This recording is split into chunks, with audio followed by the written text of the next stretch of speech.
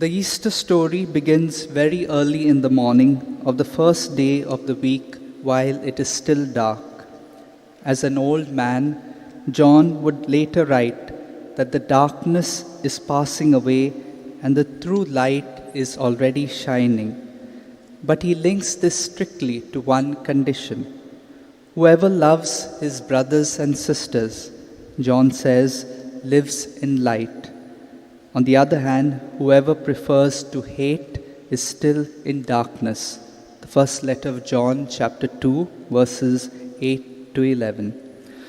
On Friday, as we remembered the sufferings and death of the most marvelous human person the world has ever known, we came face to face with the dark side of human nature, the darkness that led the enemies of Jesus to torture, humiliate, and finally murder him on the cross.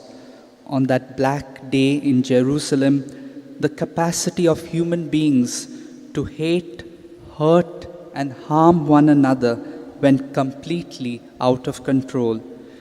It's no wonder then that darkness came over the whole land until 3 in the afternoon, and that the sun's light failed, and that the curtain of the temple was torn in two. Luke chapter 23, verse 24. Between light and darkness, between good and evil, one mighty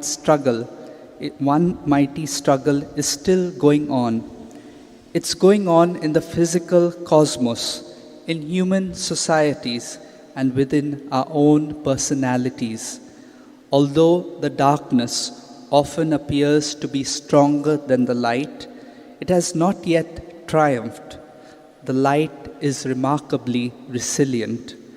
Often in danger of being extinguished, it manages to survive and even to win many victories.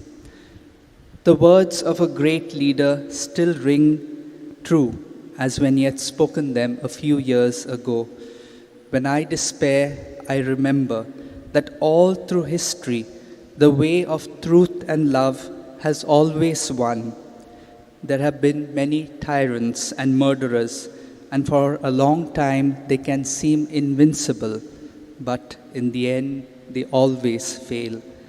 The words of the Easter Vigil Liturgy express the same truth in an equally appealing way.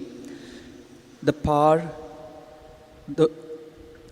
of this holy Easter night, it proclaims, dispels all evil, washes guilt away, restores lost innocence, brings mourners joy. It casts out hatred, brings us peace, and humbles earthly pride. Our celebration of Easter reminds us that the darkness of evil and hatred will never have the last laugh.